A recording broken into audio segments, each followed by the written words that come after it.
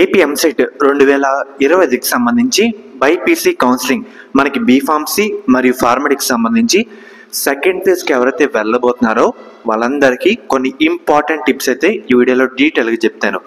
ఈ వీడియోని 2 భాగాలుగా డివైడ్ చేశాను. ఇది పార్ట్ 1 వీడియో మాత్రమే. ఎవరైతే పార్ట్ 1 చూస్తారో పార్ట్ 2 కూడా చూడండి, ఎందుకంటే వీడియో లెంత్ అయితే అవుతుందన్నమాట. మెయిన్గా మీ అందరికీ చెప్పేది ఒకటే, ఫస్ట్ నేను చెప్పేది ఏంటంటే దాదాపుగా అన్ని సీట్స్ అయితే ఫిల్ కావడం జరిగింది. ఈ విషయం గుర్తుపెట్టుకొని మీరు జాగ్రత్తగా వెబ్ ఆప్షన్ పెడితే మంచిది. ఏదో సరిగ్గా గ్రౌండ్ వర్క్ చేయకుండా ఏది పెడితే దాంట్లో మనకి సీట్ వచ్చేది కదా, మన ర్యాంక్ మంచిదే కదా, ఇలా అనుకుంటే ఎటు కాకుండా అయిపోద్దామట. 1 ఇయర్ వేస్ట్ అయితే కావడం జరుగుతుంది. సో అందుకే చెప్తున్నాను. మెయిన్గా మనకి ఈరోజు అక్టోబర్ 30. సో మనకి త్వరలో సెకండ్ ఫేజ్ సంబంధించి రిజిస్ట్రేషన్ కూడా స్టార్ట్ అయితే కావడం జరుగుతుంది. వన్స్ మనకి రిజిస్ట్రేషన్ స్టార్ట్ అయితే ఫార్మ్స్ అనే కాలంలో మనకి కాలేజ్ వైజ్ అలాట్మెంట్ సంబంధించి ట్యాబ్ అయితే రిమూవ్ చేస్తారు. కాబట్టి మీరు అందులో ఏం చేయాలంటే ఫస్ట్ టిప్ అనమాట, మీ ర్యాంక్ ఎంత, మీ క్యాస్ట్ ఎంత, మీరు ఏ కాలేజ్లో సీట్ పెడదాం అనుకుంటున్నారో దానికి సంబంధించి ఒక లిస్ట్ అయితే రాయండి. సో రాసిన తర్వాత ఒక ప్రిఫర్డ్ మనమైతే గ్రౌండ్ వర్క్ అయితే చేసుకోవాలన్నమాట. ఏం చేయకుండా కూర్చుంటే సీట్ అయితే రాదు. మనం ఇక్కడ నుంచి కష్టపడాలన్నమాట. సెకండ్ ఫేజ్ సంబంధించి college wise seat allotment order తీసి, సో మన క్యాస్ట్, మన జెండర్, మన ర్యాంక్ తగ్గట్టు ఎవరెవరికి సీట్ వచ్చింది సో చెక్ చేసి, మెయిన్గా మన ర్యాంక్ దగ్గరలో దరిదాపుల్లో ఎవరెవరికి వచ్చింది అంత ఒక దగ్గర అయితే రాసుకోండి అన్నమాట. ఇది ఫస్ట్ పాయింట్. సెకండ్ పాయింట్ ఏంటంటే, నేను ఖాళీ సీట్లు ఎలా ఉన్నాయి ఎలా తెలుసుకోవాలని ఒక వీడియో అయితే చేశాను. సెకండ్ ఫేజ్ సంబంధించి ఆ వీడియోతో చూడండి. చూసి ఇన్స్టిట్యూట్ ప్రొఫైల్లో ఇంటేక్ ఆఫ్ సీట్స్లో ఎంత ఉన్నాయి, కాలేజ్ వైజ్ సీట్ అలాట్మెంట్లో ఎన్ని సీట్లు ఇంకా బ్యాలెన్స్ ఉన్నాయి, అలా డివైడ్ చేసుకొని ఒక కౌంట్ అయితే వస్తుంది అన్నమాట. సో అది కూడా దృష్టిలో పెట్టుకొని మీరందరూ వెబ్ ఆప్షన్ పెట్టడానికి అయితే ట్రై చేయండి అన్నమాట. సో మీ అందరికీ అర్థమవుతుంది కదా నేను ఏం చెప్తున్నాను. First 1 college wise seat allotment అయితే చెక్ చేసుకోవాలి. తర్వాత మనకి ఇన్స్టిట్యూట్ ప్రొఫైల్ అండ్ అలాగే college wise allotment order 2 cross check చేసుకొని ఎన్ని సీట్లు మిగిలి ఉన్నాయి ఇలా ఒక అంచనా వేసి మీకు కూడా ఒక ఐడియా అయితే రావడం జరుగుతుంది అన్నమాట. ముఖ్యంగా నేను చెప్పేది కూడా ఒక వైట్ పేపర్ తీసుకొని దాంట్లో అయితే రాసుకోండి. ఇది ముందుగా చెప్తున్నాను.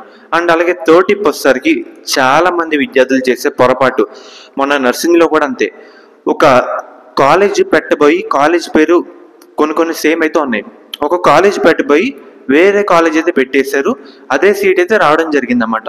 సో ఇలాంటి తప్పు అయితే అసలు చేయకండి. మీరు బ్రాంచ్ కోడ్లు ఏంటి, కాలేజ్ పేరు ఏంటి క్లియర్ కట్గా ఒక దగ్గర వైట్ పేపర్లో రాసుకోండి. నేను చెప్పాను ఒక వైట్ పేపర్లో రాసుకోండి అన్నమాట. కన్ఫ్యూజ్ అవ్వకుండా బ్రాంచ్ ఏంటి అండ్ అలాగే కాలేజ్ కోడ్ ఏంటి అన్నీ ఒక దగ్గర రాసుకోండి. అండ్ అలాగే ముఖ్యంగా కట్ ఆఫ్ కూడా చాలా అంటే చాలా ఇంపార్టెంట్. కట్ ఆఫ్ కూడా దాన్ని దృష్టిలో పెట్టుకొని పెట్టడానికి అయితే ట్రై చేయండి అన్నమాట.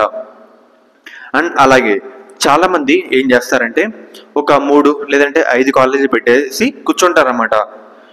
మనకి ఇదే ఫైనల్ ఫేజు, ఫర్దర్ ఇంకో ఫేజ్ అంటూ ఉండదు. కాబట్టి మీరు ఎన్ని ఎక్కువ పెడితే అన్ని మంచిది అన్నమాట. మీకైతే అర్థమవుతుంది కదా. మనం ఎక్కువ ఎన్ని పెడితే అన్ని మనకైతే మంచిది.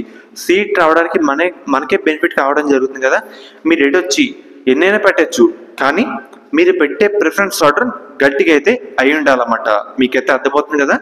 మీ ప్రిఫరెన్స్ ఆర్డర్ గట్టిగా అయితే అయి ఉండాలి. సో ఇక్కడి వరకు నేను చెప్పిన కొన్ని టిప్సే. పార్ట్ 1 వీడియో షార్ట్గా ఉండాలి, మీకు నీట్గా అర్థం అవ్వాలని చెప్పి ఇక్కడితో కట్ చేస్తున్నాను. సో ఫ్రెండ్స్, ఇది ఈరోజు వీడియో. ఫర్దర్ మళ్ళీ పార్ట్ 2లోకి అయితే కలుద్దాం. శాస్త్ర కాలేజ్ అన్నమాట. ఈ కాలేజ్ అయితే మనకి నెల్లూరులో అయితే ఉంది. వీళ్ళు ప్రొవైడ్ చేసే కోర్సుల విషయానికి వస్తే కనుక బీఫార్మసీ, ఫార్మాడీ మనకి గవర్నమెంట్ నుంచే 38,000 ఫీజు రిమర్స్మెంట్ కాకుండా 20,000 కట్టి మనం ఈ కాలేజ్లో జాయిన్ అయితే అవ్వచ్చు. మనకి ముఖ్యంగా మేనేజ్మెంట్ సీట్స్ కూడా అందుబాటులో అయితే ఉన్నాయన్నమాట. మనకి మెయిన్గా 100% ప్లేస్మెంట్స్ అసిస్టెంట్ అయితే ఉందన్నమాట. మీరు డైరెక్ట్గా దీంట్లో ఒకే క్యాంపస్లో వేరు బిల్డింగ్స్లో అయితే ఉన్నాయి. అమ్మాయిలకి సేఫ్టీ పరంగా శాస్త్ర college of pharmaceutical science for women అనే కాలేజ్ అయితే ఉంది. అండ్ అలాగే మనకి కో ఎడ్యుకేషన్ కూడా ఉందన్నమాట. మీకు నచ్చిన దాంట్లో జాయిన్ అయితే అవ్వచ్చు. మీకు ఎటువంటి డౌట్ ఉన్నా డిస్క్రిప్షన్లో ఒక నెంబర్ అయితే ప్రొవైడ్ చేస్తాను. ఈ కాలేజ్ అయితే మనకి నెల్లూరులో అయితే ఉందన్నమాట. డైరెక్ట్ అయితే జాయిన్ అవ్వచ్చు. అండ్ అలాగే ఒకసారి మీకు అయితే స్క్రీన్ మీద చూపిస్తానమాట. మీకు ఎటువంటి డౌట్ ఉన్నా స్క్రీన్ మీద కనిపిస్తున్న నెంబర్కి ఒకసారి కాంటాక్ట్ అయితే అవ్వండి. వాళ్ళు మిమ్మల్ని గైడ్ చేస్తారు. A to Z ఇన్ఫర్మేషన్ వాళ్ళైతే చెప్తారన్నమాట. శాస్త్ర college of pharmaceutical science for women college code విషయానికి వస్తే SPSW. కో ఎడ్యుకేషన్ కూడా ఉంది. కాలేజ్ కూడా విషయానికి వస్తే SC1 SPRC